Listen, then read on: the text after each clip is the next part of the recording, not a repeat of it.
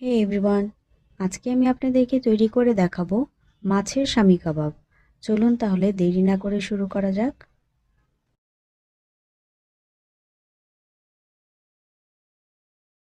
আমি এখানে 6 পিস রুই মাছ নিয়েছি।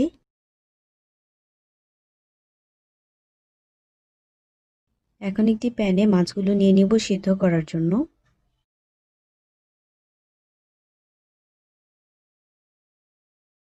লাল মরিচের গুঁড়া দিব হাফ চা চামচ, হলুদের গুঁড়া দিব হাফ চা চামচ,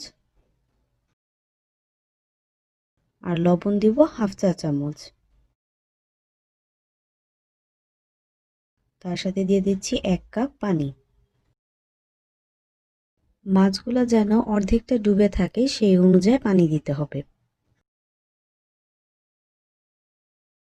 এখন একটু নেড়ে মশলাগুলো মাছের সাথে মিশিয়ে নিচ্ছি। মশলা মিশানো হয়ে গিয়েছে। এখন একটি ঢাকনা দিয়ে ঢেকে 15 মিনিটের জন্য কুক করে নেব। 15 মিনিট হয়ে গিয়েছে। এখন মাছটিকে উল্টে পাল্টে দেব যেন দুই সাইডই ভালোভাবে সিদ্ধ হয়।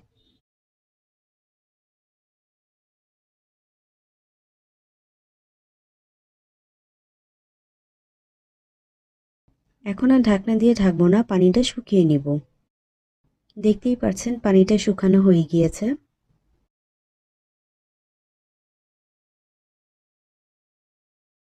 মাছটি সিদ্ধ হয়ে গিয়েছে। এখন ঠান্ডা হলে মাছের চামড়া আর কাঁটা ছাড়িয়ে নিতে হবে। এখন একটি শুকনো প্যানে বেসন নেব 1/3 কাপ, গরম মশলার গুঁড়া নিব 1/4 চা চামচ, লবণ নিব 1 পিঞ্চ। কাঁচা ভাব যাওয়া পর্যন্ত বেসনটাকে ভুনে নিব।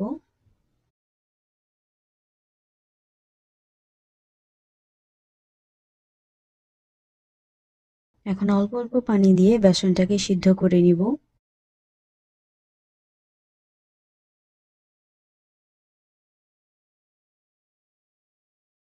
অল্প অল্প পানি দিয়ে একটা ডোয়ের মতো তৈরি করে নিব।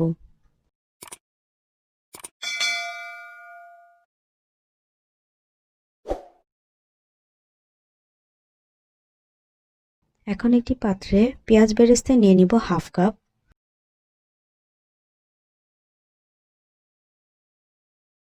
চিনি নিয়ে নিব 1 চা চামচ, জিরার গুঁড়া নিয়ে নিব হাফ চা চামচ। এখন সবগুলো একসাথে মাখিয়ে নিব। বেরেস্তাটা ভালোভাবে হাত দিয়ে ভেঙে নিতে হবে। ধনেপাতা নিয়ে নিব 1 টেবিল চামচ, কাঁচামরিচ নিয়ে নিব হাফ চা চামচ। এখন 1 চিমটি লবণ দিয়ে দুটাকে একসাথে মিশিয়ে নিব।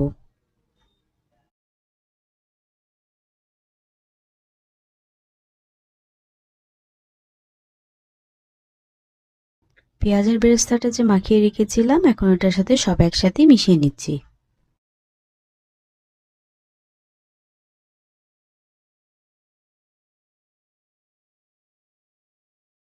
একটা মিডিয়াম সাইজের বোল নিয়ে নিচ্ছি। এখন সেটাতে কাটা ছাড়িয়ে রাখা রুই মাছ নিয়ে নিব।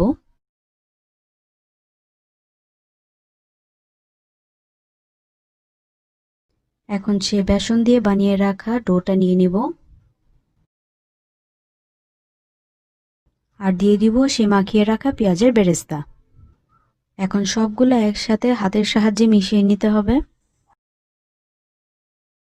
এখন দিয়ে দিব একটি ডিম, তারই সাথে দিয়ে দিব লেবুর রস হাফ চা চামচ।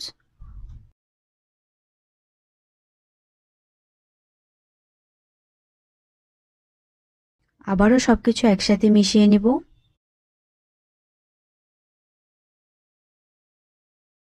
এখন হাতে একটু এরকম তেল নিয়ে মাখিয়ে নিতে হবে। এখন এরকম হাতের মধ্যে নিয়ে গোল গোল করে কাবাবের শেপ দিয়ে নিব।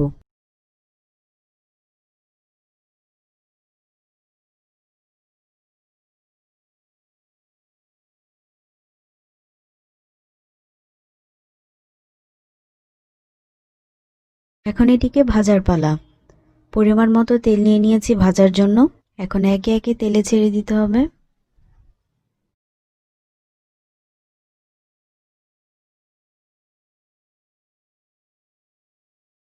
বারবার নাড়াচাড়া করা যাবে না, ভেঙে যাওয়ার সম্ভাবনা থাকে। এক সাইড ভাজা হয়ে গেলে আরেক সাইড ভেজে নেব।